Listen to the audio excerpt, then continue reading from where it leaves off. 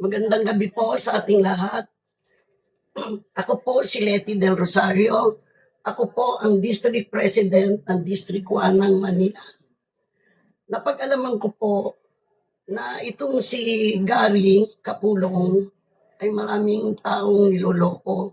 Sa katunayan po, dahil sa ako po ay kilalang-kilala sa District 1, yung mga tao po ay pumunta sa bahay para humingi ng tulong.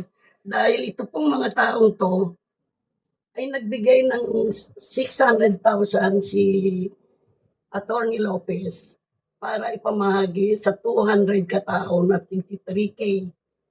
Yung 3K na yon, yung 500 mapupunta kala Gary Kapulong at ang 2.5 mapupunta doon sa mga taong kinuha nila.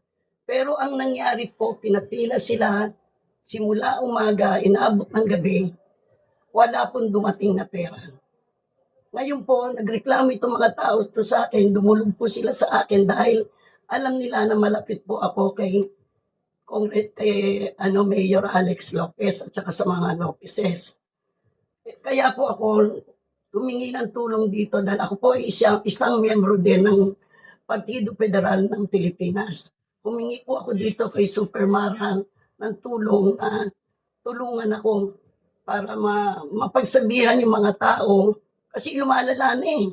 Marami na siyang piniperwisyong tao at nalapag-alaman ko nga rin na gano'n din pala ang ginawa dito sa presidente ngayon ng bagong partido na federal ng Pilipinas. At ito pa pong itong si Gary Kapulong, siya po ay nangutang sa amin ng 300,000. Nag-issue lang po siya ng cheque na talbog po. Ito po, meron po, pakikita ko po sa inyo yung cheque. Ito po siya sa amin ng 300,000 bilang po na niya sa kanyang business. Ang usapan po doon sa 300,000, 5% lang po ang ibibigay niya monthly na interest at tutubusin niya after 3 months. Ngayon po, taon na po, nag-issue siya sa amin, nakapagbigay lang siya ng ilang hulog. Pagkatapos ngayon, nag-issue siya ng cheque na 157,000. Ngayon po na sinisingil ko siya at tinatawagan ko sa telepono, hindi na po sumasagot. Pinuntahan ko po yung bahay nilang original dito sa Rojas, sa Medeca Homes. Wala na po sila roon, umalis na. Ngayon, na-trace ko po kung saan sila lumipat.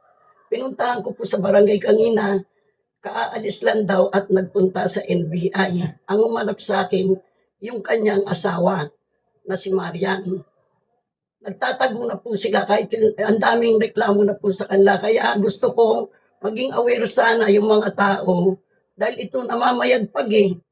Nasa barangay 28 na naman daw ngayon to. Naghahanap ng mga politiko na kunwari tutulungan niya. Kaya ako dumulog dito kay Supermara kasi siya lang po makakatulong sa amin. Masyado na pong pandoloko ang ginagawa niya.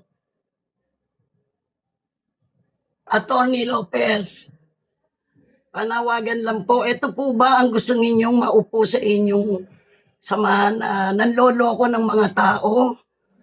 Kumukuha ng mga pera para magpagawa ng ID sa mga probinsya kung saan-saan. At gusto niyo sirain ang imahe ng Partido Federal ng Pilipinas, Manila Chapter. At Presidente Bongbong Marcos, huwag po natin pabayaan na meron tayong mga taong salot.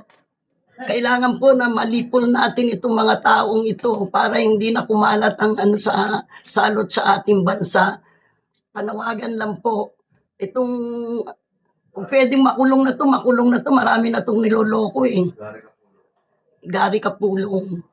Yun lang po, at sana ay ma-actionan agad. May mga kilalang-kilala naman siya eh. Nagtatago nga lang, baka mag-wig na yan eh.